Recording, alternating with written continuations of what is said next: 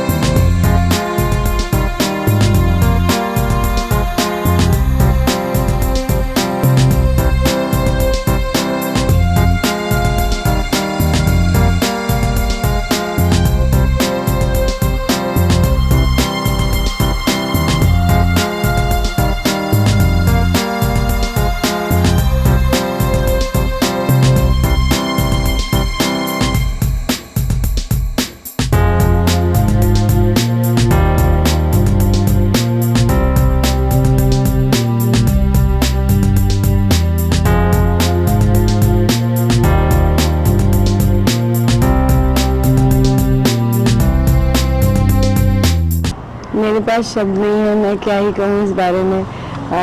सब लोगों ने बहुत अच्छे से दिवाली मनाई। हम लोगों ने स्ट्रीट सजाई थी, सब लोगों ने क्रैकर लेकर आए और मार्केट में इतनी भीड़ थी, बट यहाँ पे ऐसा कुछ नहीं था। और बट इन लोगों ने जिस हिसाब से संभाला है, ये लोग असली हकदार है। ये लोगों ने जितना संभाला है, जिस हिसाब से कर रहे हैं, घर वाले भी शायद नहीं कर पाते हैं, नहीं ही कर पा रहे हैं, तभी तो ये लोग कर रहे हैं। और ये मुहिम इन्होंने 25 साल से चलाई हुई है। मेरे पास शब्द नहीं है, ना इनको थैंक यू कहने के लिए, ना आपको कुछ कहने के लिए। मैं बहुत मतलब आज शब्दों की कमी है। हमेशा मैं बहुत बात करती हूँ, बड़ा शब्दों की कमी है। यहाँ पर आकर मुझे एक शांति का एहसास हुआ है, सिर्फ इनकी वजह से। आस्था जी, आप क्या कहना चाहेंगे? आस्था फाउंडेशन हमेशा यही सब चीज़ों के लिए काम करता रहा है, और बट आज का जो एक्सपीरियंस है वो हमारे लिए बहुत डिफरेंट था, क्योंकि हम दोनों आप सब जानते हैं कि हम स्ट्रीट किड्स के लिए, HIV बच्चों के लिए या एजुकेशन में और ये सब चीज़ों के लिए हम काम करते हैं। लेकिन हमने कभी ये नहीं सोचा था इनके लिए कुछ करने का। और अभी इससे हमारा नेक्स्ट टाइम से सारा यही, मतलब इस बार सोचा कि दिवाली में हम इनको मिलने चलते हैं जो एक एज को पार कर चुके हैं, जो जिनकी तबीयत ठीक नहीं रहती है, या जिनको ऐसा लगता है कि ज़रूरत रहती है कोई अपना आए बात करे। सो इस टाइम ये प्लान था, और ये अभी हमें इसको मेन रखा जाएगा हमेशा से, जिससे हम इनकी आगे जो भी हमारी तरफ से हो सकता है हम वो कर दें। आपसे जानना चाहूँगा 25 साल हो गए यहाँ पे, इतने सारे जो एजेड लोग हैं यहाँ पर आए, क्या कहना चाहेंगे मैम? आप लोग कोविड के टाइम पे कितना चैलेंजिंग था आपके लिए? बहुत चैलेंजिंग था क्योंकि सभी जगह से प्रेशर था। एक तो यहाँ पे कोविड केसेस नहीं होना चाहिए था, दूसरा अगर हो जाता तो हम लोग कहाँ पे, जगह छोटी है तो कहाँ पे उनको रखेंगे, कैसे हैंडल करेंगे।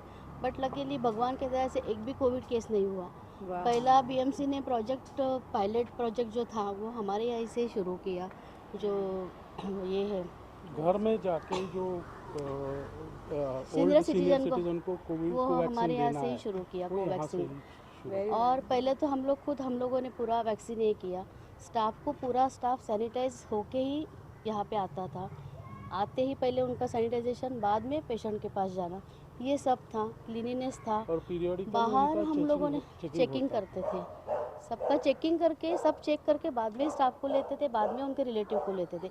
मोस्टली रिलेटिव ने भी बहुत पॉजिटिव रिस्पांस दिया कि नहीं आना है तो नहीं आना है। उस टाइम हम लोगों ने उनको वीडियो कॉल करके या फ़ोन पे बात करा के, ऐसे सब करा के पूरा 1 साल तक वैसे संभाला। बाद में धीरे धीरे रिलेटिव को भी टाइम टू टाइम आप कॉल करो, अपॉइंटमेंट लो, बाद में आ जाओ। एक साथ सब लोगों को एक साथ नहीं बुलाया। सो क्राउड भी नहीं हुआ और एक भी केसेस नहीं हुए। ये बहुत बड़ी उपलब्धि है कि इतना कोविड में इतनी प्रॉब्लम थी, इन लोगों ने इतना ख्याल रखा कि यहाँ पर एक भी कोविड केस नहीं हुआ। ये बहुत बड़ी उपलब्धि है।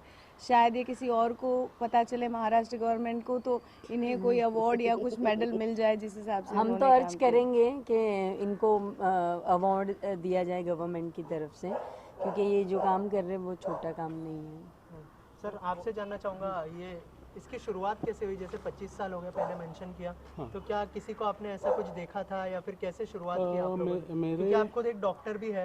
हाँ, मेरे माता पिताजी का नाम है यहाँ पे डॉक्टर महारुद्र वाघ और डॉक्टर शैलजा वाघ। तो मेरे पिताजी गायनेकोलॉजिस्ट थे और माताजी जनरल प्रैक्टिशनर थी। तो उन्होंने पहले हमारा ये था मैटरनिटी एंड सर्जिकल होम था। तो जैसे उन्होंने 25 साल पहले ये प्रोजेक्ट चालू किया, तो वो हम लोग भी वही अभी कंटिन्यू कर रहे हैं कि सेवा है वो उसमें। सिर्फ इट इज़ नॉट कि it is not like medical profession सिर्फ नहीं है, उसमें सेवा भी आ जाती है। तो वो हिसाब से हम चल। निकिता जी आपसे जानना चाहूँगा, इन दिनों बहुत लोग सेल्फिश हो गए, बहुत सारी चीज़ें खुद के लिए सिर्फ करते हैं। ऐसी चीज़ें करना कितना ज़रूरी है और आपकी तरफ से क्या मैसेज होगा जो लोग देख रहे हैं उनके लिए? बहुत ज़्यादा सेल्फिश हो गए हैं लोग, और इतना लड़ाई झगड़ा, इतनी सारी चीटिंग चल रही है, बहुत सारी चल रही है। लेकिन ये जो एग्ज़ाम्पल है, ये जो चीज़ें हैं, इनको देखकर शायद ये दिखाने से शायद इन लोगों की आंखें खुल जाएं और इनके साथ हाथ मिलाएं, आस्था फाउंडेशन के साथ हाथ मिलाएं, हमारे साथ हाथ मिलाएं और कुछ अच्छा करने की कोशिश करें। मेरी तरफ से तो यही मैसेज रहेगा। आई होप कि जो भी बहुत ज़्यादा मीन हो गए हैं या क्रूल हो गए हैं, लोगों के एक दूसरे के को मारने के लिए तुले हैं, कुछ भी पैसों के लिए, तो इनकी आई होप कि आंखें खुलें इन सब चीज़ों से, उनको इंसानियत का थोड़ा सा ये सब देख के, इनको देख के थोड़ा सा सीख मिले। यही मेरी तरफ से कोशिश रहेगी। आस्था जी आपकी तरफ से क्या मैसेज होगा? मैं ये कहना चाहूँगी, जितने हो सके, और जो भी ओल्ड एज होम हो, किड्स हो, एजुकेशन हो, हर चीज़ में आप जुड़े, चाहे कहीं से भी जुड़े, कैसे भी जुड़े, किसी के भी साथ जुड़े, बट आप सोसाइटी के लिए, आपको सोसाइटी को कुछ ना कुछ देना चाहिए। और प्लीज़ ये मेरी रिक्वेस्ट है कि आप सब सोसाइटी को कुछ ना कुछ रिटर्न में दो, जिससे जिनके पास नहीं है उनको सारी चीज़ें मिल पाएँ। सर आपसे एक सवाल रहेगा कि काफ़ी जो लोग यहाँ पर हैं वो किसी न किसी तरह से फैमिली से रिलेटेड है या फिर ऐसे कोई जो जिनको आवश्यकता है या इस तरह की चीज़ों की, तो आपको क्या कुछ कहेंगे, किस तरह से वो आपकी तरफ पहुँच सकते हैं, आपको कैसे रीच कर सकते हैं? कैसे है अभी? नहीं, क्वेश्चन ये है कि कैसे लोग आपकी तरह आप तक जिसको पहुँचे। ज़रूरत है आपसे कैसे कांटेक्ट करें? नहीं, अभी कैसे है कि अभी बहुत सारा हम लोगों ने गूगल पे भी डाल दिया है और बहुत सारे ऐसे है कि माउथ टू माउथ जाता है, पब्लिसिटी ऐसी होती है हमारी। नाम हाँ, डॉक्टर बाघ होम फॉर द एजेड करके नाम है। तो माउथ टू माउथ पब्लिसिटी होती है, लोग बोलते हैं हमको ये डॉक्टर ने बोला यहाँ पे अच्छा संभालते, वो डॉक्टर ने बोला अच्छा संभालते। तो अभी बहुत सारे डॉक्टर्स लोगों को पता है कि हम लोग यहाँ पे चला रहे, तो वो लोग यहाँ पे पेशेंट उस तरह के भेज देते हैं। मतलब जो पेशेंट है नॉर्मल पीपल को रखते ही नहीं हम लोग, बहुत अच्छे। मोस्टली डिमेंशिया और ये बहुत डिफ़िकल्ट जो होता है बेड रिलीव हैंडल। रहते हैं उनको ही रखते हैं, उनको मतलब डेली केयर की ज़रूरत रहेगी उनको। तो ऐसे ही लोगों को रखते हैं। निकिता जी, एक लास्ट सवाल आपसे कि आजकल जो जैसे पेरेंट्स को किस तरह से, बच्चों को किस तरह से मार्गदर्शन देना चाहिए कि आगे चल के पेरेंट्स को अपना ख्याल रखें, या जब वो बुजुर्ग हो जाए तो ये सब चीज़ें सिखाने की ज़रूरत है, क्या लगता है आपको मैम? देखिए क्योंकि इन सब चीज़ों की जो आगे जाके हमारा भविष्य है वो बच्चे ही हैं। अगर बच्चे को अच्छा सिखाया जाए कि वो अपने पेरेंट्स का ध्यान रखें, अभी से अगर वो उनके सामने अपने पेरेंट्स को, सास ससुर हो या माँ बाप को, अगर वो उनका ध्यान रखें और ये सिखाएं कि ये बहुत नेसेसरी है, क्योंकि जब मेन पेरेंट्स ही अपने पेरेंट्स का ध्यान नहीं रखेंगे तो बच्चे यही सीखने वाले हैं।